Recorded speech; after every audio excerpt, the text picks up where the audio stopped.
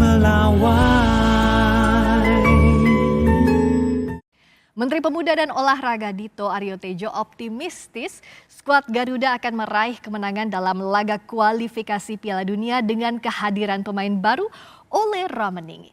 Dito menambahkan sesuai janjinya pelatih Patrick Kluivert juga masih mencari bakat pemain lokal untuk timnas. Ya, nanti tanggal 20 Maret bersama Australia dan 25 melawan Bahrain.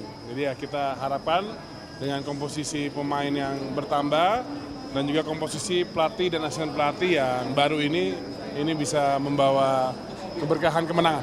Ya. Berarti Ole ini masuk skemanya dalam latihan live? Ya masuk. Bakal jadi starting juga nanti? Kalau itu saya belum tahu. Saya belum tahu starting line-nya dari di game yang selanjutnya. Yang pasti ya kita doain terbaik lah.